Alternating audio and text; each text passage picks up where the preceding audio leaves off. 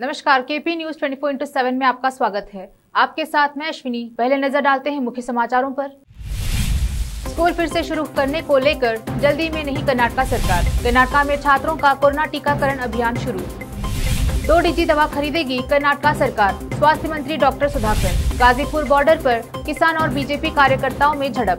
सड़क से गुजर रहा था बीजेपी नेता का काफिला। सोना हुआ और सस्ता, दाम 9,700 रुपए तक घटे। चांदी में भी आई गिरावट।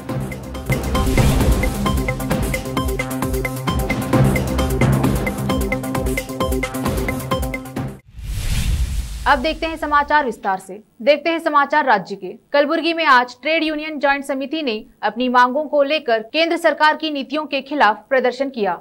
समिति के कार्यदर्शी ने कहा कि उनकी 11 मांगे हैं, जिसमें किसान कानून, एमएसपी कानून शामिल है और उन्होंने कहा कि कोरोना का परिहार 3,000 प्रति मजदूर दिया जाए। इन मांगों को लेकर समिति ने ज्ञापन भी सौंपा है।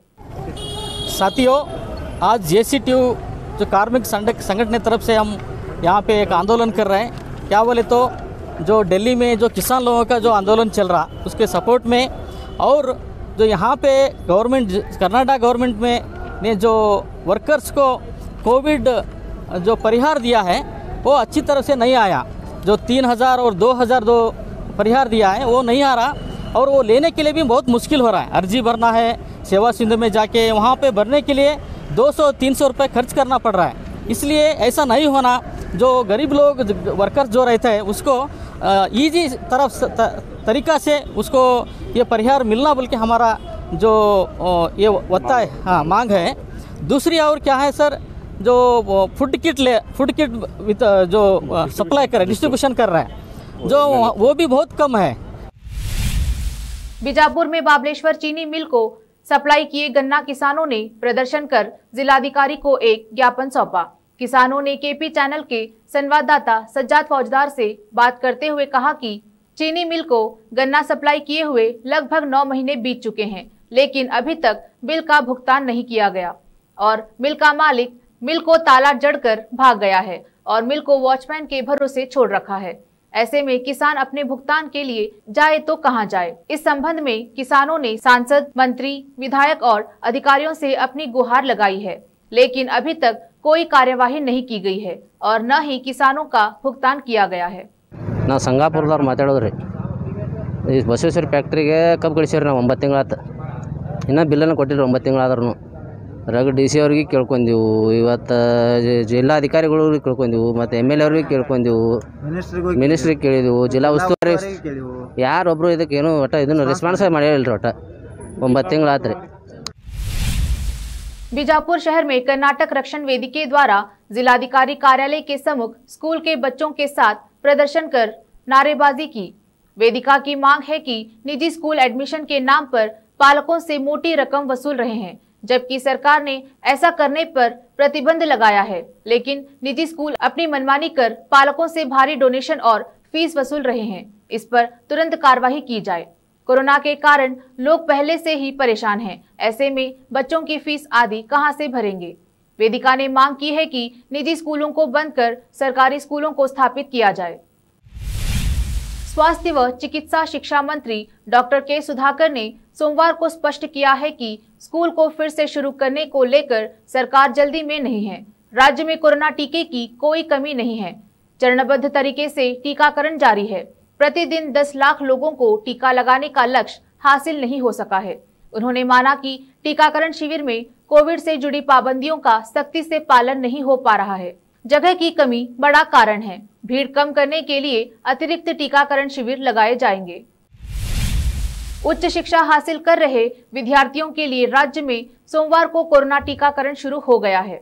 स्वास्थ्य व चिकित्सा शिक्षा मंत्री डॉक्टर के सुधाकर ने बताया कि राज्य में 24,37,732 छात्र उच्च शिक्षा प्राप्त कर रहे हैं। कक्षाओं को फिर से शुरू करने के लिए इनका टीकाकरण जरूरी है। 10 साल से कम उम्र के बच्चों के माता पिता का भी प्राथमिकता के आधार पर टीकाकरण किया जाएगा।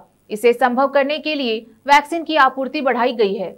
स्कूल कॉलेजों को फिर से शुरू करने के सवाल का जवाब देते हुए डॉक्टर सुधाकर ने कहा कि पढ़ाई जरूरी है, लेकिन जिंदगी इससे ज्यादा महत्वपूर्ण है। चरणबद्ध तरीके से स्कूल कॉलेज खुलेंगे। केंद्र सरकार की भी यही राय है। कोरोना वायरस के घटते मामलों के बीच राज्य सरकार ने प्रदेश बोर्ड को 10वीं परीक्षा की तारीख घोषित कर दी है। प्राथमिक व माध्यमिक शिक्षा मंत्री एस सुरेश कुमार ने सोमवार को कहा कि पूर्व में घोषित कार्यक्रम के अनुसार परीक्षा 2 दिवसीय होगी। राज्य भर के विभिन्न केंद्रों पर 19 जुलाई को गणित, विज्ञान और सामाजिक विज्ञान विषय का पर्चा होगा, जबकि 22 जुलाई को भाषाओं की परीक्षा होगी। परीक्षा एक ही पाली में सुबह 10:30 से दोपहर 1:30 तक आयोजित होगी। परीक्षा के लिए 8,73,581 छात्रों ने पंजीकरण कराया है। स्वास्थ्य व चिकित्सा शिक्षा मंत्री डॉक्टर के सुधाकर ने कहा कि ग्रामीण क्षेत्र में MBBS स्नातकों के लिए अनिवार्य सेवा लागू कर दी गई है। स्वास्थ्य एवं परिवार कल्याण और चिकित्सा शिक्षा विभाग में विभिन्न रिक्त पदों पर 2053 चिकित्सकों की नियुक्ति की गई है। महामारी के बीच राज्य सरकार ने 1,750 चिकित्सकों को ऐतिहासिक सीधी भर्ती सहित लगभग 4,000 चिकित्सा अधिकारियों की भर्ती की है। 18 सरकारी मेडिकल कॉलेज और अस्पतालों में अनुबंध के आधार पर 1,001 चिकित्सकों की नियुक्ति की गई है। तालुका अस्पतालों में ICU में काम करने के लिए 666 चिकित्सकों को नियुक्त किया गया है। सभी इसी महीने के अंत तक अपने अपने कार्यस्थलों पर रिपोर्ट करेंगे। ब्लैक फंगस अब तक नाक, साइनस, आंख, मस्तिष्क और त्वचा को ही प्रभावित कर रहा था, लेकिन अब यह फेफड़ों पर हमला बोलने लगा है।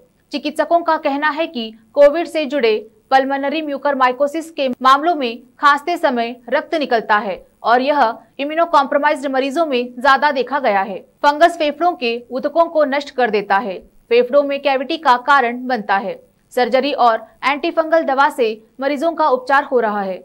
मरीजों में एक बच्चा भी शामिल है। कुछ चिकित्सकों का कहना है कि ब्लैक फंगस के कारणों को समझने के लिए अनियंत्रित मधुमेह और स्टेरॉइड से बाहर निकल सोचने की जरूरत है। सेल मध्यस्थता प्रतिरक्षा प्रमुख कारण है। आगे शोध करने की आवश्यकता है। देखते हैं राज्य के जिलों में कितने नए मरीज मिले हैं। बागलकोट जिले में 8, बल्लारी जिले में 18, बेलगावी जिले में 114, बेंगलुरु ग्रामीण जिले में 48, बीदर जिले में 2, चामराजनगर जिले में 50, चिकबल्लापुर जिले में 25, चिकमंगलूर जिले में 114, चित्रदुर्गा जिले में 44, दक्षिण कन्नड़ जिले में 385, दावणगिरी जिले में 95, धारवाड़ जिले में 30, गदग जिले में 26, हासन जिले में 242, हावेरी जिले में 10, कलबुर्गी जिले में 36, कोडगु जिले में 130, कोलार जिले में 105, कोप्पल जिले में 20, मंड्या जिले में 89 नए संक्रमित मिले हैं। अब समय है एक छोटे से ब्रेक का। देश और दुनिया भर की खबरों के लिए देखते रहिए आपका अपना टीवी चैनल KP News 24/7।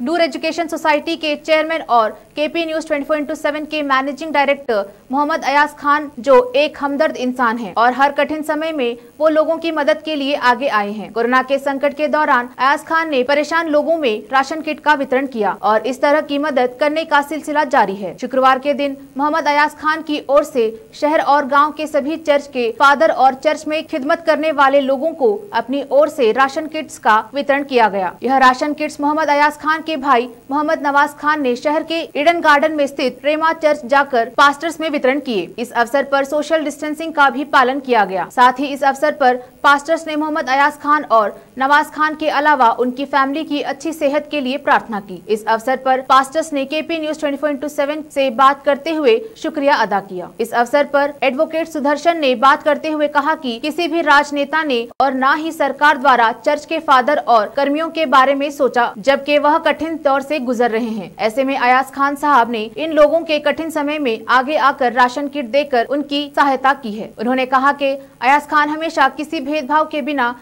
मुश्किल में रहे लोगों की मदद करते आए हैं। इसके लिए उनकी जितनी सराहना की जाए कम है। देश और दुनिया भर की खबरों के लिए देखते रहिए आपका अपना TV channel KP News 24/7।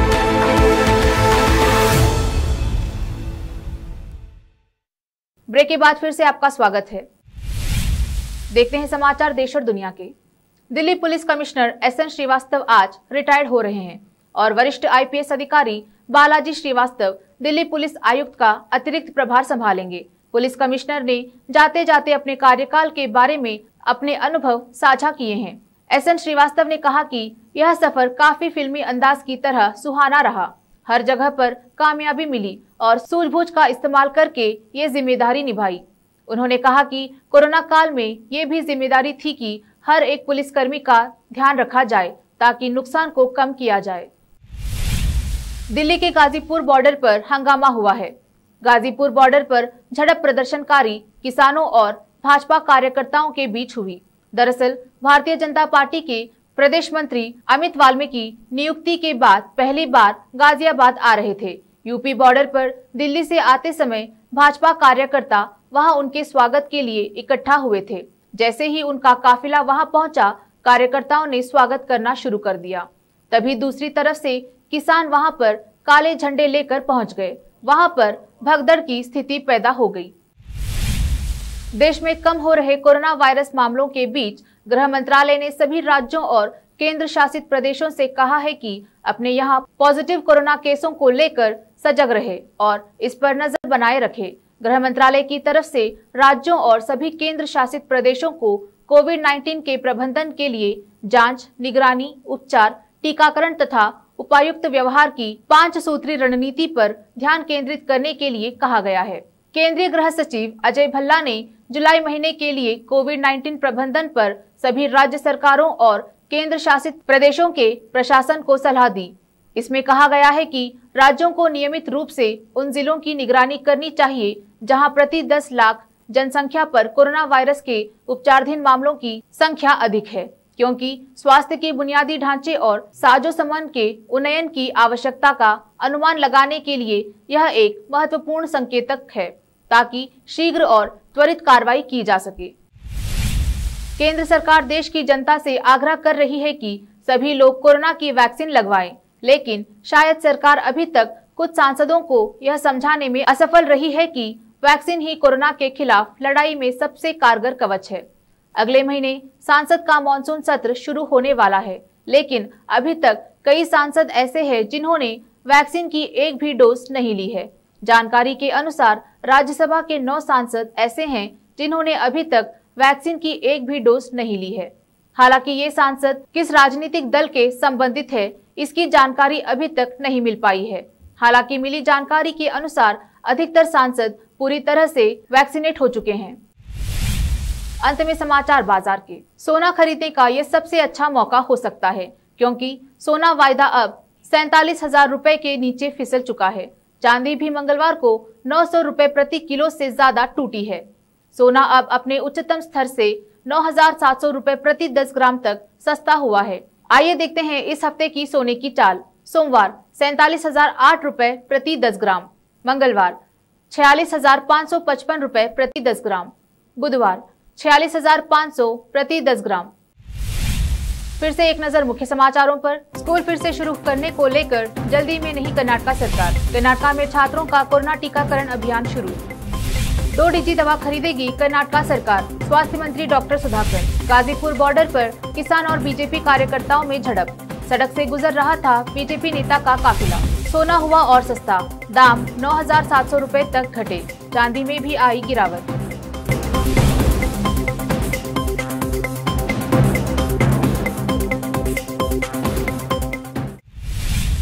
KP news में फिलहाल इतना ही। देश प्रदेश के समाचारों के लिए जुड़े रहिए केपी न्यूज 24/7। धन्यवाद।